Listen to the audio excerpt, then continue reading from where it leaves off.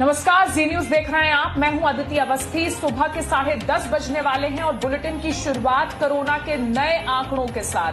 देश में कोरोना संक्रमण का रिकॉर्ड टूट गया है। 24 घंटे में 3,60,960 नए केसेस आए हैं। वहीं 24 घंटे में कोरोना से 3,293 लोगों की मौत हुई है, जबकि 24 घंटे में कोरोना से 2,61,162 लोग ठीक भी हुए हैं। तो ये आंकड़े आपको दिखा रहे हैं किस तरीके से कोरोना के रिकॉर्ड टूटे हैं पिछले 24 घंटे में।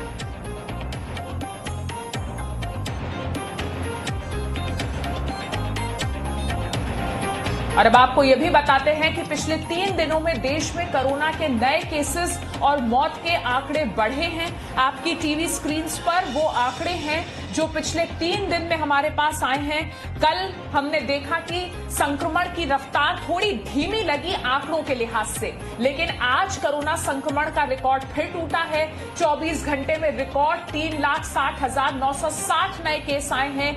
वहीं पिछले 24 घंटे में कोरोना से 3,293 लोगों की मौत हुई है। लेकिन आप पिछले 3 दिन का रिकॉर्ड भी देखिए। रिकॉर्ड देखकर आप भी समझ जाएंगे कि पिछले 3 दिन में चाहे वो नए केसेस का आंकड़ा हो या मौत का आंकड़ा हो, दोनों बढ़े हैं।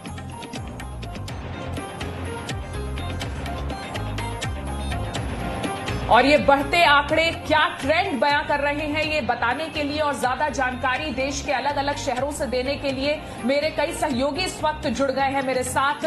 मुंबई से अंकुर त्यागी हमारे साथ हैं, दिल्ली से राजू राज हमारे साथ जुड़े हैं, कोटा से सुधांशु मित्तल हमारे साथ है, साथ ही डॉक्टर जायसवाल और डॉक्टर कौशल कांत भी हमारे साथ हैं, जो इन ट्रेंड्स के बारे में हमें आगे बताएंगे। लेकिन इस वक्त आपको एक और जानकारी देते हैं। आज से शुरू होने जा रहे तीसरे चरण के वैक्सीनेशन के रजिस्ट्रेशन की पूरी बात हम आपको बताएंगे। देश में बढ़ते जा रहे कोरोना संक्रमण पर भी चर्चा करेंगे। लेकिन क्या कहा है अमेरिका के राष्ट्रपति जो बाइडेन ने, यह भी आपको बताना बेहद जरूरी है। अमेरिका के राष्ट्रपति जो बाइडेन ने कहा है कि वो भारत में कोरोना के हालात से वाकिफ हैं, उन्हें जानकारी है इस बारे में।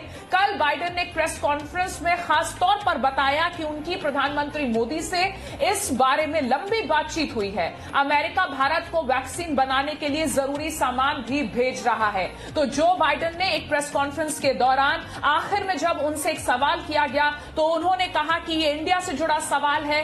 इंडिया ने हमारे मुश्किल वक्त में हमारी बहुत मदद की थी और अब प्रधानमंत्री मोदी से मेरी लंबी बातचीत हुई है और अमेरिका भारत को वैक्सीन बनाने के लिए जरूरी सामान भी भेज रहा है। तो एक राहत की खबर हिंदुस्तान के लिए।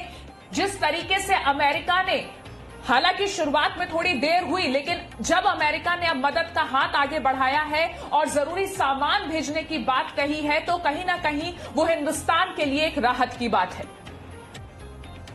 India, they're suffering at What do you this say to moment. the folks in Will India? you make Look, it? I'm sorry. This is the last question I'll take, and I'm really going to be in trouble. With regard to India, I spoke at length with Modi, the Prime Minister. We are sending immediately a whole series of help that he needs, including providing for those remdesivir and other drugs that are able to deal with this and prevent, in some cases, but help recovery. Secondly, we are sending the actual mechanical parts that are needed for the machinery they have to build a vaccine. And that's being done as well. We're also I've discussed with him when we'll be able to send actual vaccines to India, which will be my intention to do. The problem is right now we have to make sure we have other vaccines like Novavax and others coming on probably. And I think we'll be in a position to be able to share vaccines as well as know-how with other countries who are in real need. That's the hope and expectation. And I might add, when we were in a bind at the very beginning, India helped us. Thank you. और जी media संवाददाता पूजा मक्कड़ भी इस वक्त हमारे साथ जुड़ी हैं। पूजा, हमने देखा अमेरिका ने मदद की बात की है, साथ ही जो अभी जानकारी मिल रही है उसके मुताबिक रूस की दवा कंपनी ने भी बयान दिया है कि रेमडेसिविर दवा की शिपमेंट भारत को भेजने को वो तैयार है, सिर्फ रूस की सरकार के फैसले का इंतजार है। जिस तरीके से इंटरनेशनल मदद बढ़ रही है, कहीं ना कहीं एक एक करके ही सही, थोड़ी ही सही राहत तो मिलेगी। अदिति, राहत तो जरूर मिलेगी, लेकिन फिलहाल भारत जो है वो लगातार एक तरह से रेस लड़ रहा है कोरोना वायरस के खिलाफ। रूस से जो रेमडेसिविर दवा आएगी, उसके अलावा टोसिलिजुमैब एक इंजेक्शन है, इन दोनों की भारत में इस वक्त भारी किल्लत है। अमेरिका की जहां तक बात है तो जो बाइडेन ने जो बयान दिया, अब उसके बाद उम्मीद की जानी चाहिए कि अमेरिका प्रोएक्टिवली मदद करेगा।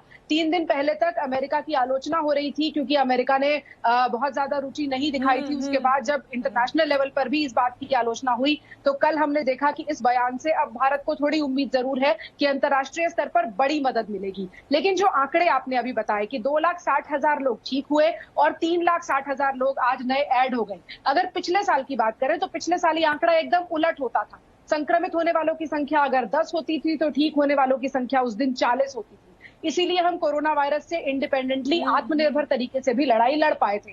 तो इस बार जरूर चौतरफा मदद की जरूरत है और सबसे बड़ी बात, स्पीड अप करने की जरूरत है चीजों को, क्योंकि हमारे पास अब बहुत ज्यादा वक्त नहीं है हालात को सुधारने के लिए। जी पूजा।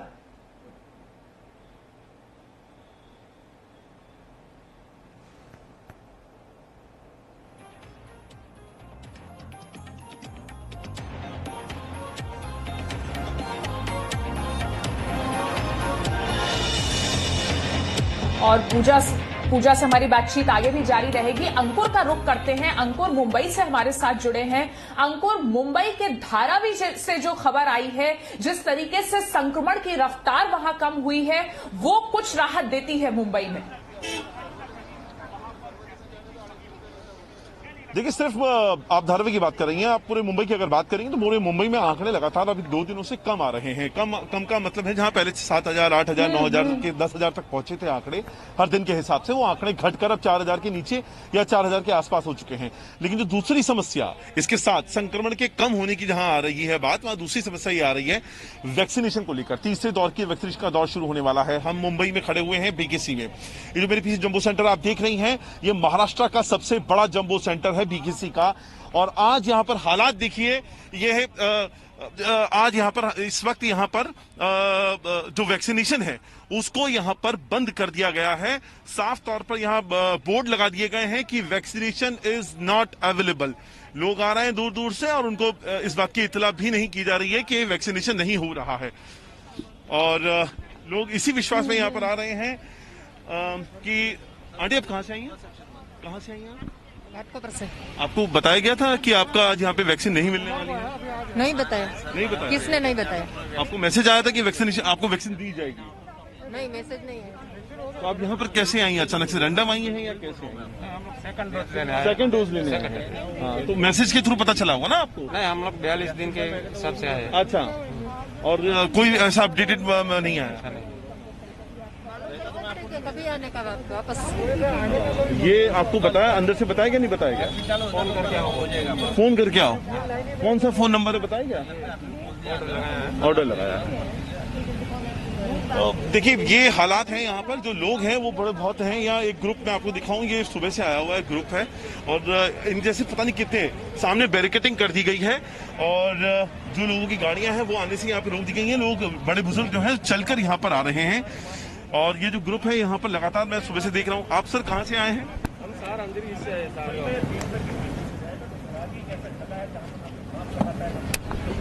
साहरगांव अंधेरी ईस्ट एयरपोर्ट के बाजू में रहते हैं हम लोग। अच्छा अच्छा। और सुबह आप कितने बजे आए? हम लोग सुबह 8:30 बजे आए। 8:30 बजे आए। किसी ने आपको वैक्सीनेशन के लिए अपडेट दिया था? वैक्सीनेशन हो रहा है, नहीं हो रहा है या क्या? नहीं, मुझे हम लोग को ऑनलाइन लिया हम लोग ने डेट करके। हम लोग गया हफ्ता 4 दिन पहले भी आया था तो बहुत गर्दी था, इसके लिए गया। तो फिर हम लोग आप बुक करो, आपको बुक मिल जाएगा, वो डेट पर इधर आ जाओ फिर आपको मिल जाएगा, ऐसा बताया। कल शाम को कोई अपडेट आया? कल शाम को कुछ अपडेट नहीं है, यही है।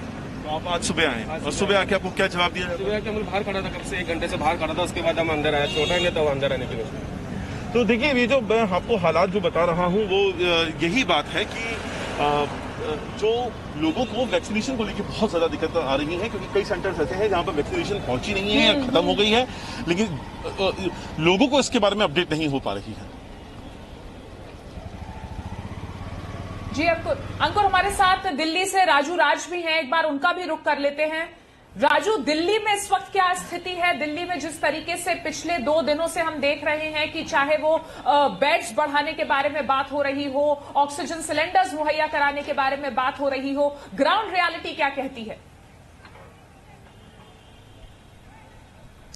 अदिति, बता दूं कि जो ग्राउंड रियलिटी है, अभी भी अस्पतालों के बाहर लोगों की भीड़ है, लोगों को बेड की किल्लत हो रही है। एक अस्पताल में बेड पर 2 से 3 लोगों को रखा गया। इसको लेकर दिल्ली हाई कोर्ट ने भी दिल्ली सरकार को लतार लगाई है, उन्हें इनसे सवाल पूछा है कि आप कर क्या रहे हैं। इसी के तहत अरविंद केजरीवाल ने कल घोषणा की थी कि राजधानी दिल्ली में 1200 आईसीयू बेड बनाए जा रहे हैं, उसकी तैयारी शुरू कर दिया। उसकी तैयारियों का आपको तस्वीरें दिखाना चाहूंगा। निश्चित तौर पर राजधानी दिल्ली वासियों के लिए राहत की खबर है। बिल्कुल युद्ध स्तर पर यहाँ पर जो अस्पताल, कोविड अस्पताल बनाए जाएंगे, आईसीयू बेड बनाए जाएंगे, उसका काम शुरू हो गया है।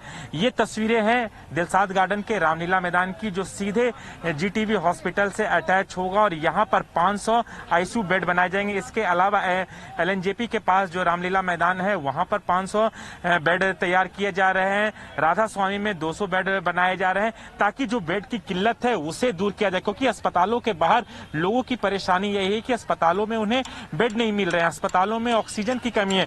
ऑक्सीजन लाया गया है, लेकिन ग्राउंड पर अभी भी जितने भी रिफिलिंग सेंटर हैं, वहां पर लोगों की लाइन लगी हुई है। और हमने ये भी तस्वीरें सामने आई है, जो खबर सामने की, दिल्ली का जो अंबेडकर अस्पताल है, वहां पर 100 से ज्यादा जो हेल्थ वर्कर हैं वो कोरोना पॉजिटिव हो गए।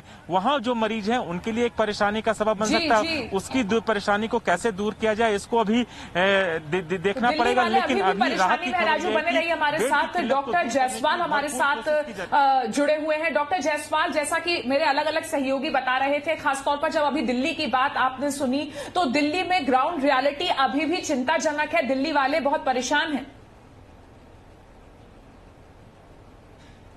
हाँ जी, दिल्ली ही नहीं, दिल्ली के आसपास जो भी एनसीआर है, अभी भी वहां पे जितनी भी ऑक्सीजन आनी चाहिए वो ऑक्सीजन नहीं ना। हर एक हॉस्पिटल में कभी 4 घंटे की, 5 घंटे की, और सारे के सारे हॉस्पिटल एडमिनिस्ट्रेशन इसलिए परेशान है कि जो नेक्स्ट खेप आनी है, वो नेक्स्ट ऑक्सीजन खेप कब आएगी, कब हम नए पेशेंट एडमिट कर पाएंगे। बेड बढ़ाने से कोई फायदा नहीं ना, क्योंकि सब अब पूरी पॉपुलेशन को पता है कि जब सैचुरेशन हमारा 90 से कम होगा, 88 से कम होगा, तब हमें अस्पताल जाना है। अदरवाइज हमें जो हमारी दवाएं हैं वो हमें घर पे लेके ही चलनी है।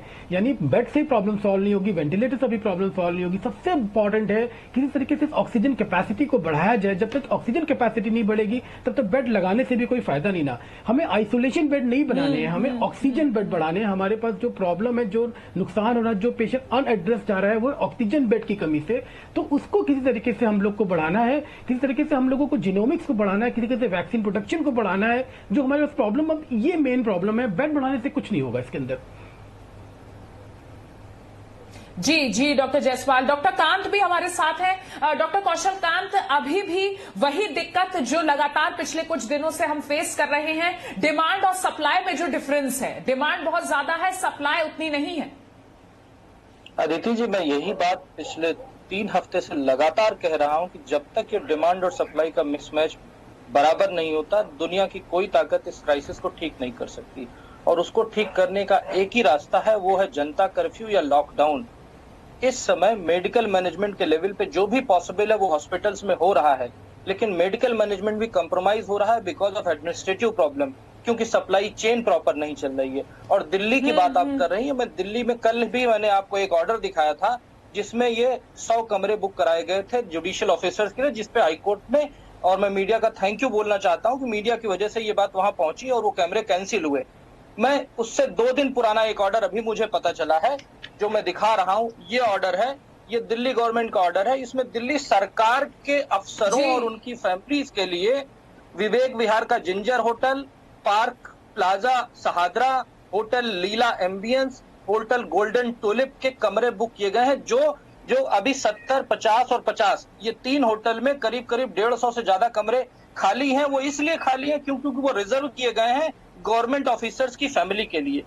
ये जो मेडिकल मैनेजमेंट में तो हम जो कर पा रहे हैं, पर जो एडमिनिस्ट्रेटिव क्राइसिस बना दी गई है, जो सेलेक्टिव ट्रीटमेंट किया जा रहा है, इससे दिल्ली ज्यादा दुखी है। और जैसा जी। डॉक्टर साहब ने बताया, आप ये समझिए पहले क्या होता था, पहले किसी को कोरोना पॉजिटिव की रिपोर्ट आती थी, दिल्ली की वैन आती थी, उसको ले जाके आइसोलेट करती थी। आज दिल्ली के हॉस्पिटल में वो आदमी जा रहा है जिसका ऑक्सीजन सैचुरेशन 90 से नीचे है, यानी कि हॉस्पिटल पहुंचने वाला हर आदमी बिल्कुल क्रिटिकल स्टेज डॉक्टर कांत, मुश्किल की स्थिति है और जैसा कि लगातार आप हमारे साथ जुड़कर ये जानकारी दे रहे हैं कि अभी भी ग्राउंड पर लोगों को उतनी राहत नहीं मिल पाई है जितनी की कोशिश की जा रही है। उम्मीद करते हैं कि जल्द से जल्द ये हालात सुधरेंगे। फिलहाल हमारे साथ जुड़ने के लिए आपका बहुत बहुत शुक्रिया। डॉक्टर जायसवाल, आप भी हमारे साथ जुड़े, आपका भी शुक्रिया। और मेरे तमाम सहयोगी अलग अलग शहरों से हमारे साथ थे। एक छोटा सा ब्रेक यहाँ लेते हैं, फौरन लौटेंगे। Presenting B News app available on Google Play and App Store. Download it now.